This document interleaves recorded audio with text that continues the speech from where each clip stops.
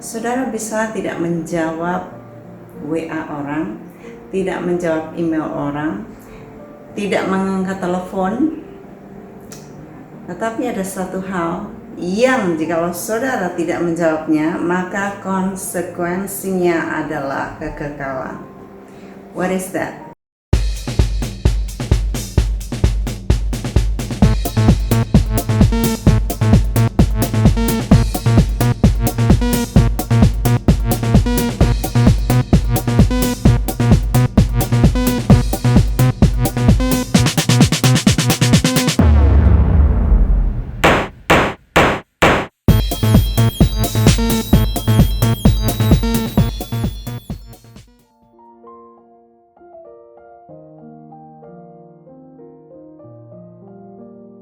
Shabbat Shalom with Magdalene Kawoco. Hari ini adalah hari Minggu dan saya siap menyampaikan firman Tuhan sebentar akan ibadah.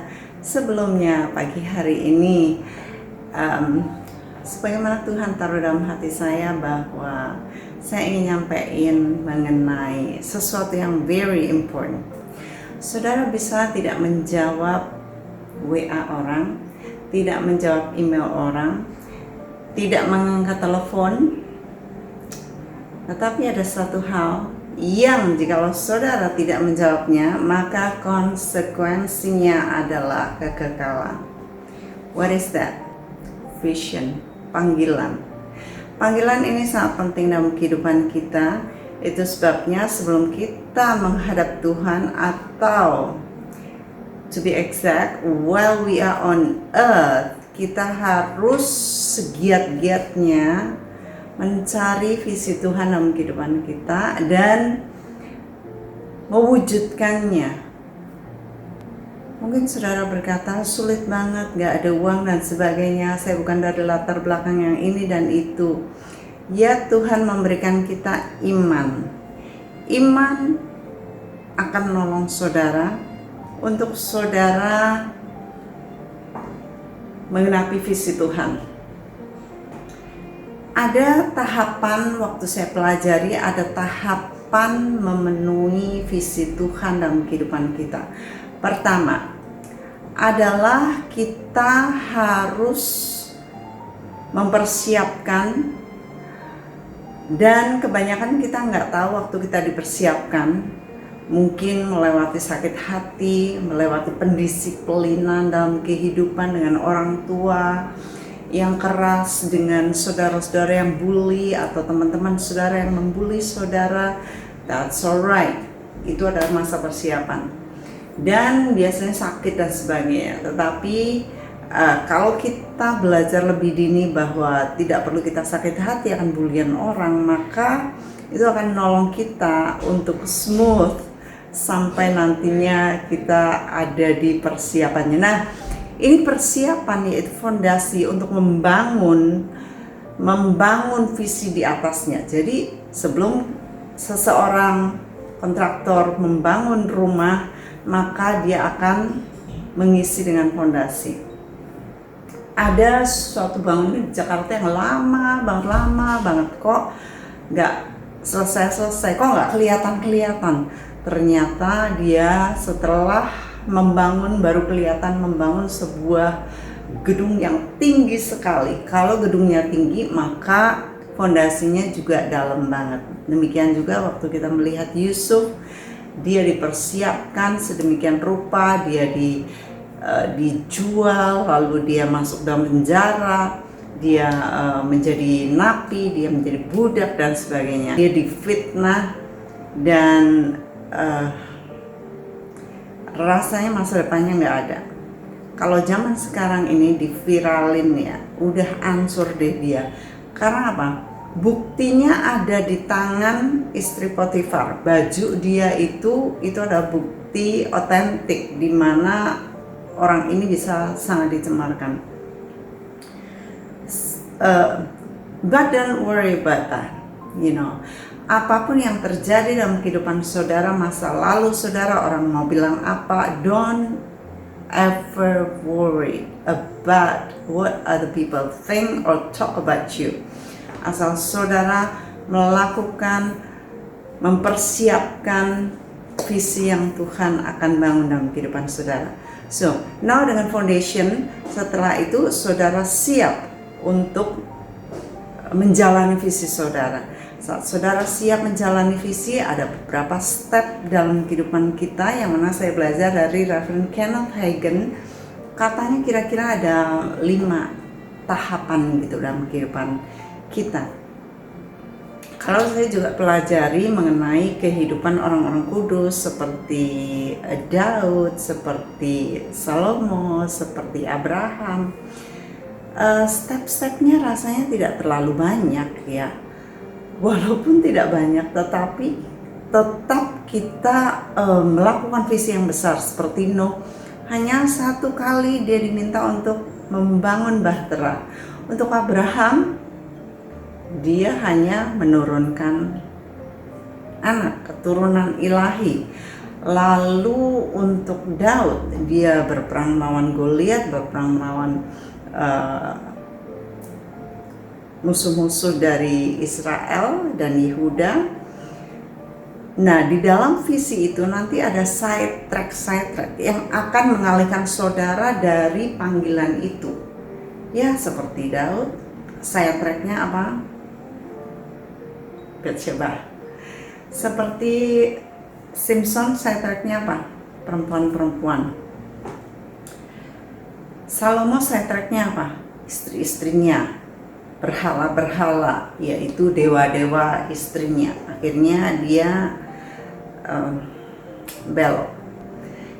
Itu sebabnya di dalam mengemban visi ini jangan sampai kita kena side track. Side track itu seringkali berhubungan dengan daging, keenakan, kesenangan, ya dosa mata, kenikmatan daging dan sebagainya, atau uang. Itu seringkali menjadi side track. Sedangkan visi Tuhan adalah visi yang besar. Kalau side tracknya itu ecek-ecek yang hanya menyenangkan saudara, membuat saudara jatuh, membuat saudara tidak fokus kepada panggilan saudara, be careful about that. Ya. Yang saya pelajari dari Reverend Kenneth Hagin, dia dipakai Tuhan luar biasa. Dia awalnya dia disembuhkan oleh Tuhan, dan kemudian dia penginjilan, dan banyak sekali dalam KKR-nya orang-orang datang dan mendengarkan firman yang dia sampaikan, dan orang-orang banyak disembuhkan. Kemudian dia berpikir, saya akan buka gereja gitu ya. Nah, dengan gereja yang dia buka, banyak sekali orang-orang berdatangan, dan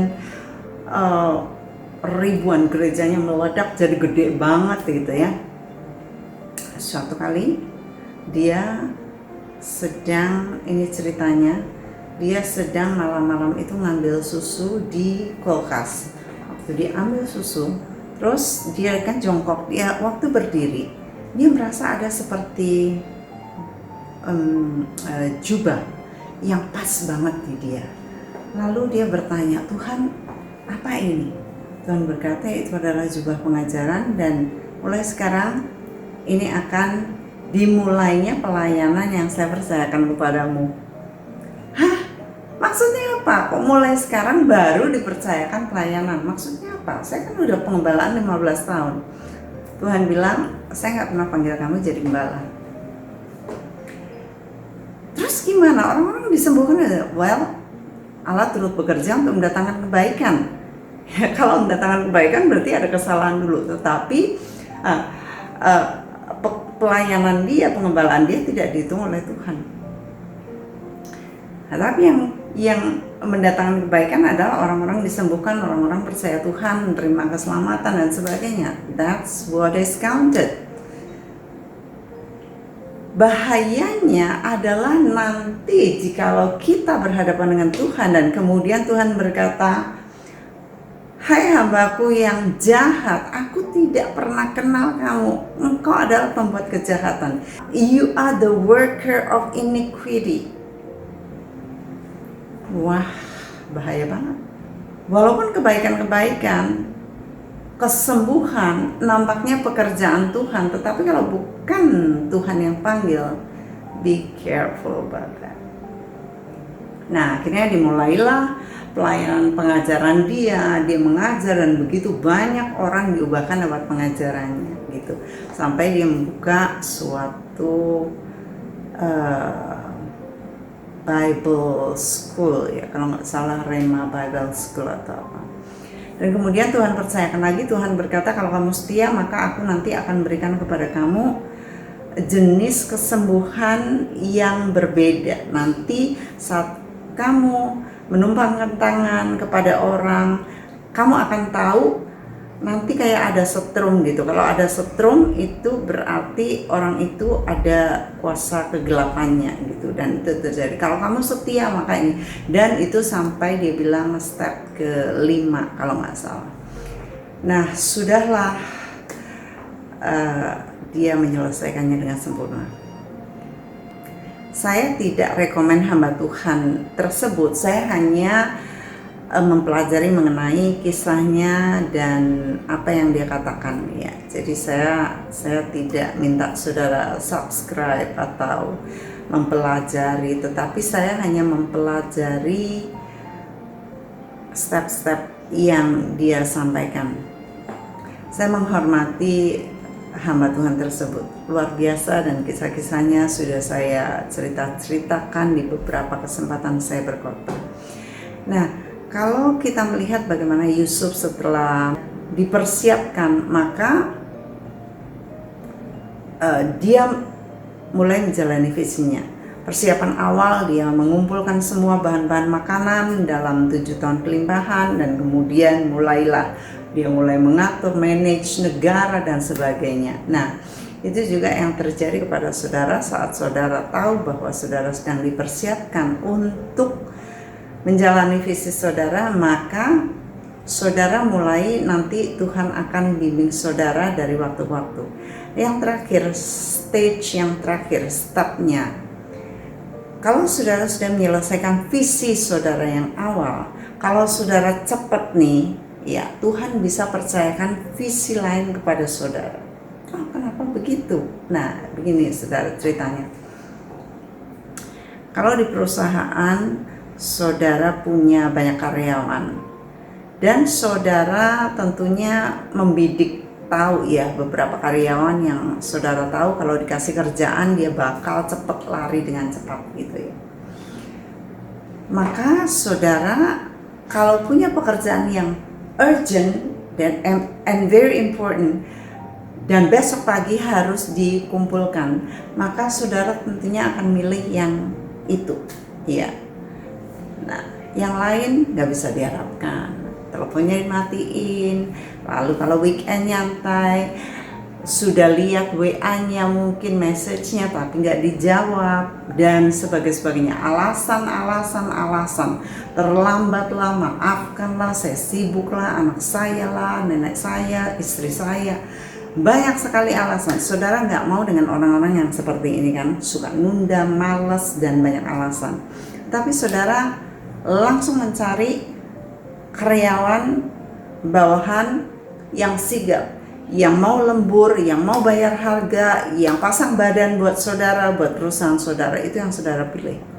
Dan dia bisa cepat, lalu saudara kasih kerjaan, saudara mempercayakan lebih lagi. Demikian juga dengan sistem kerajaan surga. Sama. Kalau saudara bisa dipercaya, maka saudara akan mengambil pekerjaan atau dipercayakan visi yang tidak dikerjakan orang lain. Karena apa? Tuhan harus menyelesaikan visinya, proyeknya di setiap generasi. So if you are trusted and if you are responsible with small things, then God will entrust you with big things. Ini kerinduan saya untuk membagikan kepada saudara bagaimana saudara harus mewujudkan mimpinya Tuhan. Jangan banyak buang waktu, jangan jatuh di dalam dosa-dosa kedagingan, tetapi saudara harus tune dengan surga dan saudara akan dipercaya banyak visi. Supposedly many vision will be entrusted to you. Di dalam kehidupan kita gak terlalu banyak yang harus dikerjakan, tetapi kalau saudara cepat mengerjakannya, maka Tuhan akan menolong saudara dan berikan kepercayaan lebih lagi dan lebih lagi. Dan bukan hanya itu saja, tetapi di dalam kekekalan saudara akan dipercayakan kota-kota, mengatur manusia, mengatur orang-orang kudus. Ya, kita akan menghakimi malaikat. Kalau kita belum belajar di dunia ini bagaimana kita menghakimi malaikat, tetapi Tuhan minta kita juga untuk memerintah bersama dengan Dia. Nah, kita harus belajar di dunia ini bagaimana kita manage, memerintah dari hal kecil sampai hal yang besar. Oke. Baik saudara, ini yang ingin saya sampaikan kepada saudara. Kiranya Tuhan membawa saudara lebih lagi dan percayakan visi yang lebih besar. God bless you.